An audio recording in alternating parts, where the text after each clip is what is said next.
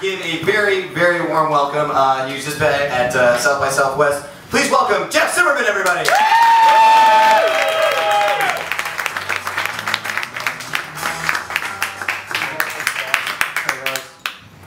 Very gracious of you. Did you guys get here the same way I did tonight? Propelled by the same thin wave of hatred that moves every New Yorker. Like there's something. New York is a bad rap for being really, and well-deserved bad rap for being really mean, but I think there's a ton of kindness underneath all of that. It's just you gotta clear it, you gotta clear the hatred armor away. It's like restoring an old filthy painting. Like, I'll explain.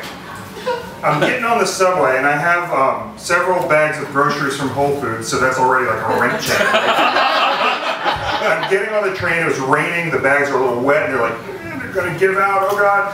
And it's crowded, and then right as I'm reaching for the pole, I've got the bags, this dude ran up behind me and just like I was a door that was kind of stuck. Just goes, shoves me out of the way, grabs the pole, and all my groceries just go down the train. And I was just like, fuck. And I'm leaning over to pick them up, and I guess my bag came up, and I think it was touching this lady a little bit, because I just heard behind me.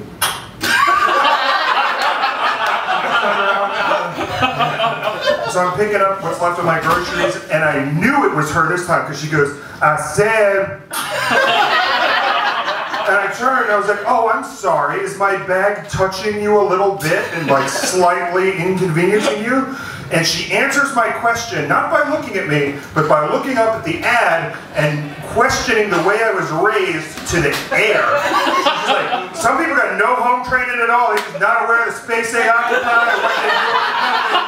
They don't recognize nobody, but they don't, just don't. And then this Puerto Rican dude that saw the whole thing jumps up and goes, you need to shut the fuck up, bitch, you know the challenges he's facing in his life. Alright? He's trying to cry about a bag touching him on the arm, and he got $1,400 worth of groceries going up. He's chasing a dirty ass grapefruit around. You're trying to talk about your arm is getting touched by a bag. You need to step back, you need to look at the whole world, develop some perspective, see your place in it, and then shut the fuck up, bitch. Am I wrong? And he just teased me up, and I was like, you're not wrong. I would have phrased that very differently. But yeah. And she just looks at me, and like we have to hate each other, even though the whole game has changed. She goes, oh, I see. Well, would you like some bags? I have several extra right here. And I was like, yeah, I could use your fucking bags. And she's like, all right then. And she gets them out. Take several, they're thin. I would hate for these to rip all over again. I just throw what's left of your food. And I was like, thank you very much. And we're just spiking my groceries. Hating each other. Fuck you, and then just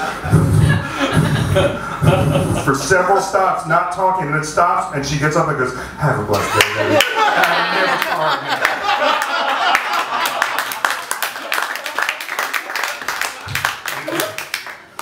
Oh man, I got this stupid friend at work. He's not a friend at work, he's the guy I hate the least at work. And every day he's like, dude, seriously, which is better, having one testicle or having three? And yeah, I know, you're right to laugh, because the answer is obvious. I think we can all agree that it's three, because it's so much better to be creepy and monstrous than a little sad. Well, one day I'm doing one of those exams in the shower we're all supposed to do around age 30, and I discovered that my left testicle is roughly the size and density of a Cadbury egg. And I was like, well, that's just not good. And I went to the doctor, and the doctor checked it out, and he was just like, oh no, that's malignant as hell. I mean, he didn't say it that way.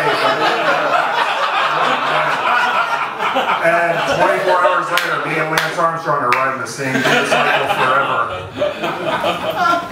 But as I was being wheeled into the OR, the nurse said, would you like a prosthetic? And I was like, would I? Can I get two? I'm committing to this thing. Like, come back to work and say, bang, bang, bang, how do you like me now? And I thought they were gonna like lay the prosthetics out like diamonds on velvet in the movies and like discuss the different qualities. This one's good if you're a runner, or like if you're a player, this one just takes a kicking, but no. And then I have a complicated relationship with my Virginia heritage, and I was like, how awesome would it be if they literally put a Civil War era musket ball in, so I could actually have something heavy and tragic to drag around as a reminder of our nation's sad past, and just only talk to my black friends about it when I'm wasted. No. So, you know, I'm out, whatever, I'm fine now, I'm fine. And, but having had cancer just gives you a totally different perspective. It makes bad things not so bad anymore. To give you an example, you could just roll with problems. So I'm in the shower again, like 2 weeks ago, and I'm washing again, I'm washing back here, I'm washing my ass, and you're snickering at that, and that means you should really start washing your ass.